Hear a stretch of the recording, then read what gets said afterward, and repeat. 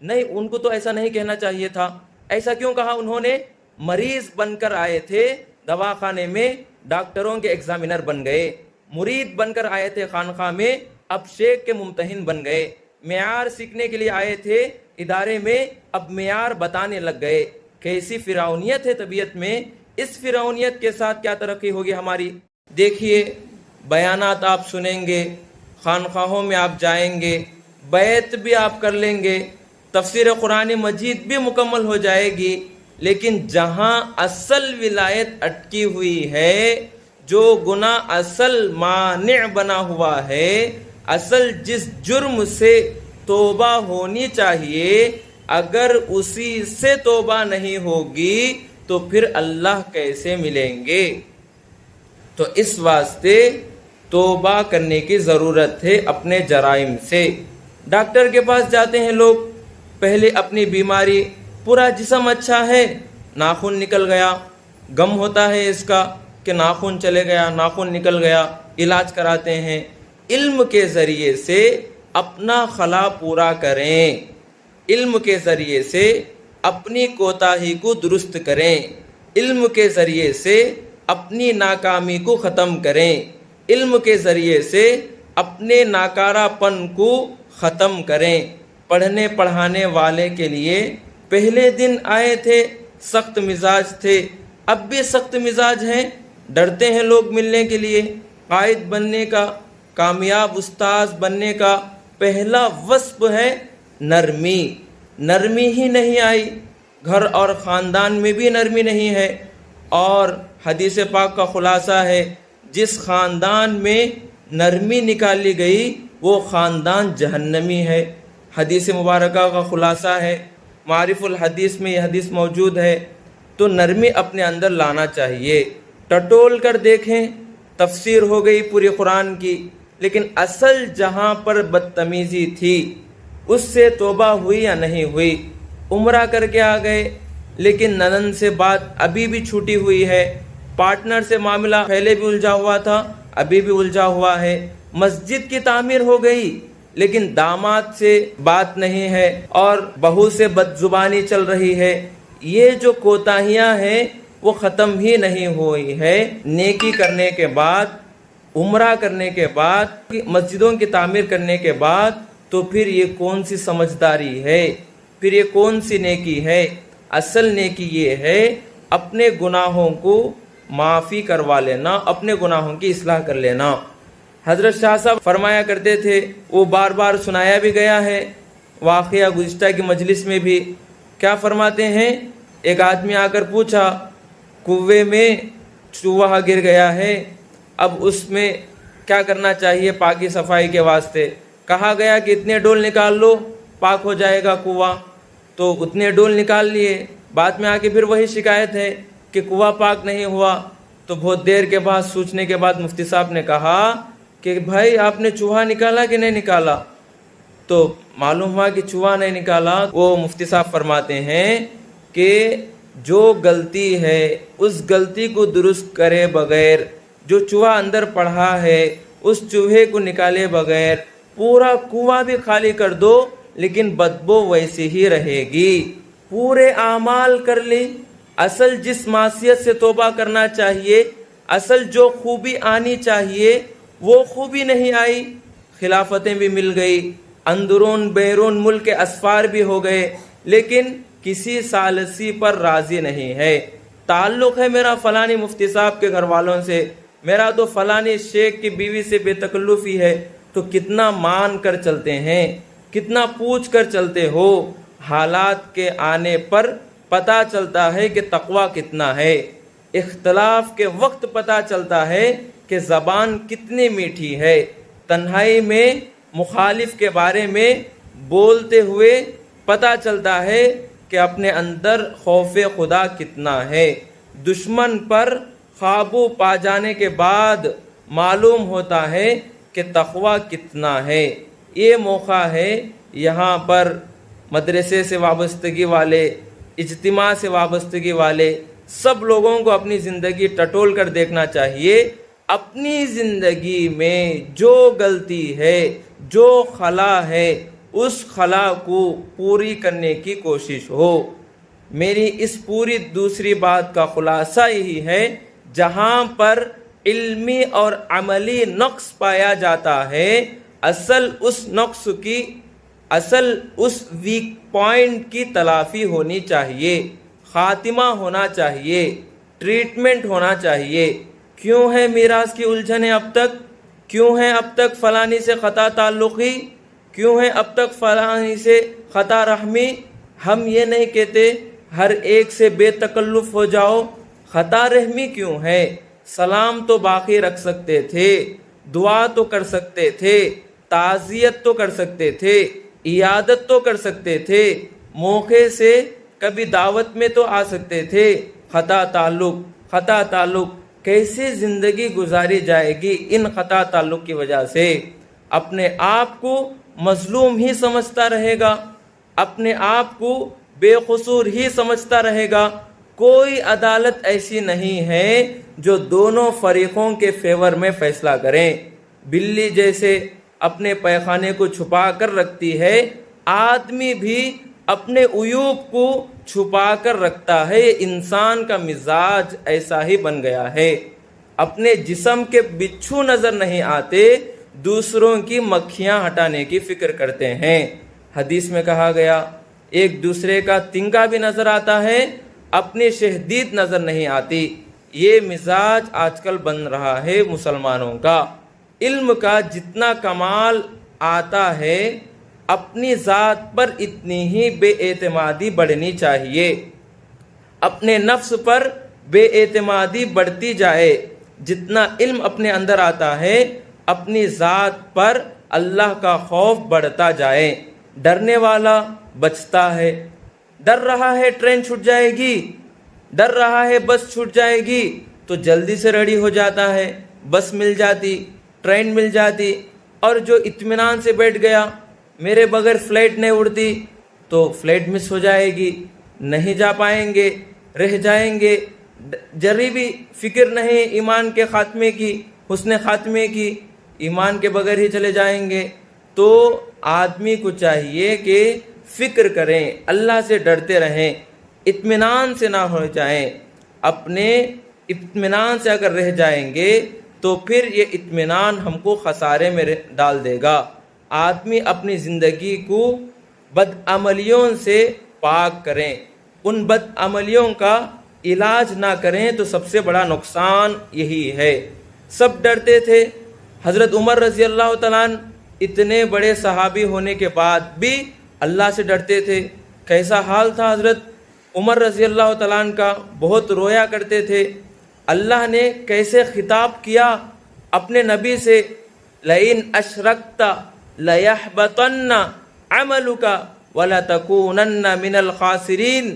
تنبیہ کے سننے کی عادت ڈالیے، یہ اصل مسئلہ ہے۔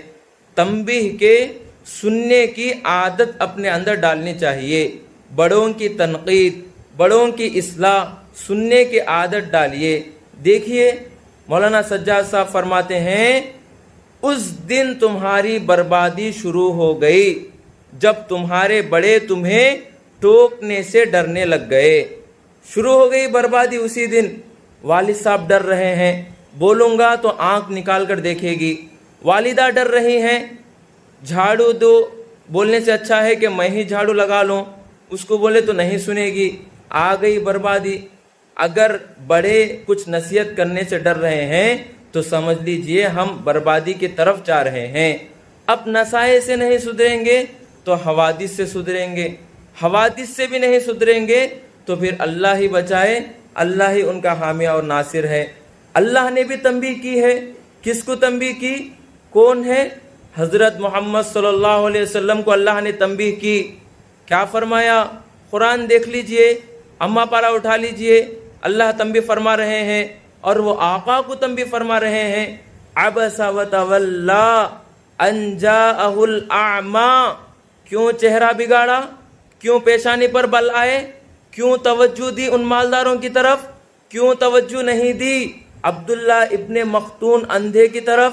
اللہ نے کہا اگر آپ عربی زبان کی کچھ لطف ملا ہے آپ کو، گرامر جانتے ہیں تو ان آیات کی حرارت کو سمجھیں۔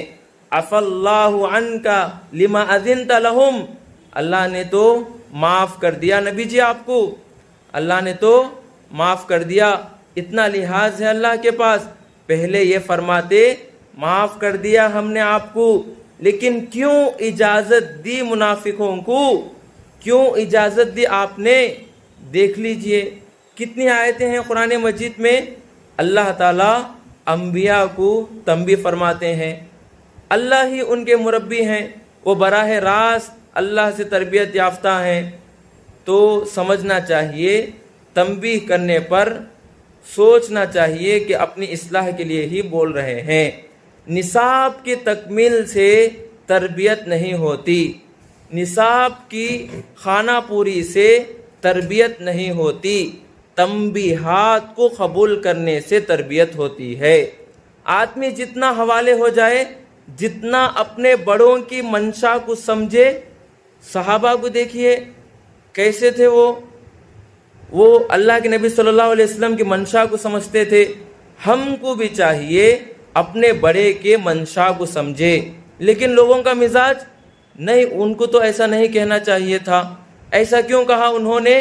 مریض بن کر آئے تھے دواخانے میں، ڈاکٹروں کے ایگزامینر بن گئے، مرید بن کر آئے تھے خانقاہ میں، اب شیخ کے ممتحن بن گئے، معیار سیکھنے کے لیے آئے تھے ادارے میں، اب معیار بتانے لگ گئے۔ کیسی فرعونیت ہے طبیعت میں، اس فرعونیت کے ساتھ کیا ترقی ہوگی ہماری، اس فرعونیت کے ساتھ اللہ کیا تربیت اور خیر کو متوجہ فرمائے گا؟ طلب پیدا کرو۔ عالمیت کی تکمیل سے کوئی کامل نہیں ہو جاتا، کسی کورس کی تکمیل سے کوئی قابل نہیں ہو جاتا۔ ہر کامل اپنے آپ کو ناقص سمجھتا ہے، ہر عالم اپنے آپ کو جاہل سمجھتا ہے، اس کی جہالت اس کو ستاتی رہتی ہے، میں تو یہ بھی نہیں جانتا، میں تو وہ بھی نہیں جانتا۔ علم آ گیا، اس کی دلیل یہ ہے کہ اپنی جہالت کا احساس ہو جائے، اس کی علامت یہ ہے کہ جہالت چبھنے لگ جائے، جہالت ستانے لگ جائے۔ یہ دوسری پوری بات یہی ہے، پوری بات کا خلاصہ یہی ہے کہ ہمیں ان نظاموں سے جڑ کر اپنی تربیت کی فکر کرنا چاہیے۔ بیان بھی آدمی سنے، اپنے لیے سنے، معلومات جمع کرنے کے لیے نہیں سنے۔ تربیت لینے والوں نے دشمن سے تربیت لی۔ مولانا رشید احمد گنگوئی رحمۃ اللہ علیہ کے پاس بریلوی خطوط بھیجتے تھے اور خطوں میں گالیاں لکھ کر بھیجتے تھے۔ حضرت گنگوئی رحمۃ اللہ علیہ اپنی زندگی کے آخری عمر میں نابینا ہو گئے، اندھے ہو گئے۔ حضرت کے خادم وہاں رہتے تھے، خطوط جب آئے ہیں تو وہ لوگ پڑھیں تو حضرت کے خلاف گالیاں اس میں لکھی ہوئی ہے۔ تو حضرت نے کہا کیا خطوط آئے ہیں، کیا خط آیا ہے، مجھے پڑھ کر سناؤ۔ تو وہ لوگ شرم سے نہیں پڑھنا چاہتے تھے، ہمت نہیں ہو رہی تھی، کیسے میں حضرت کو سناؤں، اس میں تو مغلظات ہیں، اس میں تو گالیاں ہیں۔ لیکن حضرت کا حکم تھا کہ سناؤ وہ خط کیا ہے۔ تو حضرت سنتے تھے اور سن کر فرماتے تھے الحمدللہ جتنی باتیں انہوں نے لکھی ہے اتنی مجھ میں نہیں ہے، اور وہ اس طرح اطمینان سے دوسرے طرف رکھ دیتے تھے۔ اس طرح سنا لوگوں نے دشمنوں سے، ہم اپنوں سے سننا نہیں چاہتے ہیں۔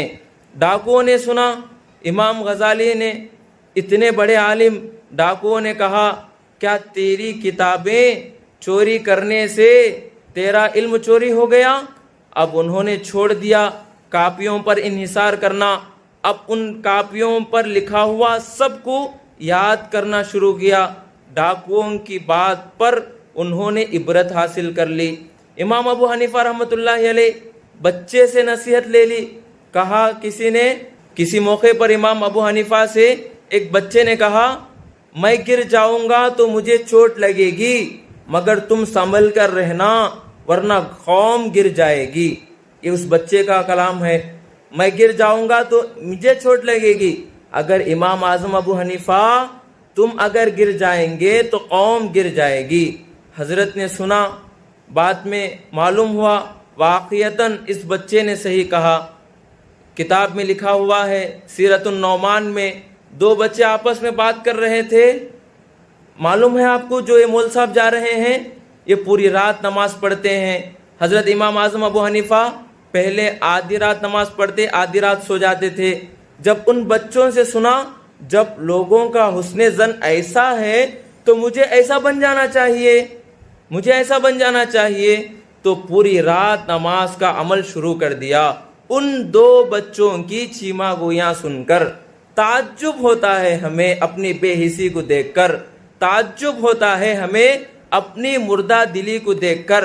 ایک بار ایک اصلاح کتنے سال سے سن رہا ہوں میں، کاش عمل کر لیتا پہلے ہی دن تو اب کہاں تک پہنچ جاتا، لیکن غلطی منوانے میں گھنٹے لگ جاتے ہیں۔ ڈاکٹر کے پاس آدمی جاتا ہے، پہلے دن ڈاکٹر نے بتلا دی بھئی آپ کو فلانی بیماری ہے، فلانی بیماری ہے، بہت خوش ہو گئے تب، ارے ہمارے ڈاکٹر صاحب بہت فیمس ہیں، اچھا ٹریٹمنٹ کرتے ہیں، ہاتھ کی نس پکڑتے ہی بتلا دیے فلاں فلاں بیماری ہے۔ لیکن شیخ کہہ دیے، استاد کہہ دیا، امی کہہ دی، ابو جان نے کہہ دیا کہ آپ میں فلانا عیب ہے، آپ کے اندر فلانی نقص ہے، تو غصہ ہو جاتے ہیں، بھڑکنے لگ جاتے ہیں۔ کیا ہے یہ دوگلاپن؟